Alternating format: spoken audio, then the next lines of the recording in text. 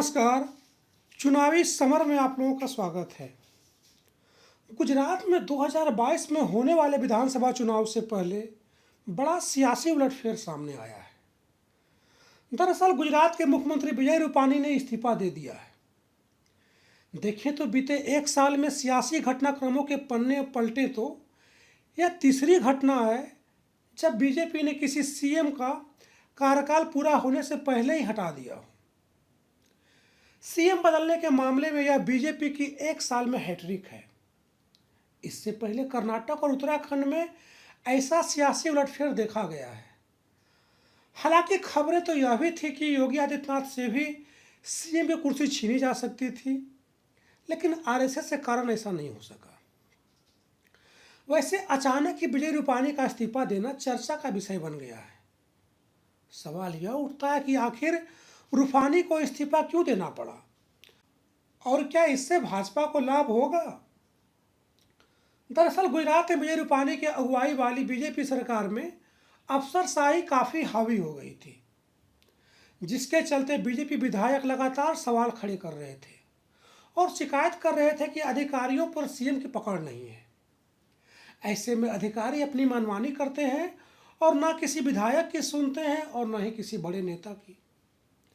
ऐसे में जनता के बीच भाजपा की बिगड़ती छवि से मोदी घबरा गए थे, इसलिए उन्होंने रूपानी को बदलना ही उचित समझा।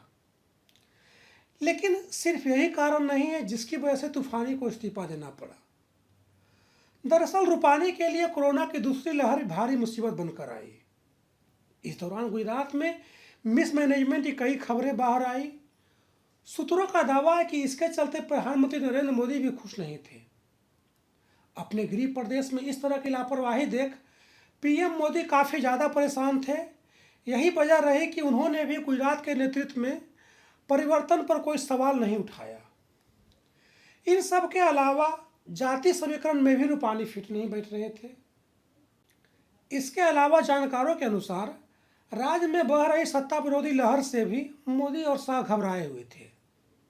इसलिए वे विजय रूपानी को सीएम चेहरा बनाकर कोई भी रिस्क लेना नहीं चाह रहे थे। यानी कि गुजरात में सारी परिस्थितियां विजय रूपानी के खिलाफ हो गई थी। लेकिन इस बदलाव का भाजपा को कितना लाभ होगा, यह वक्त बताएगा।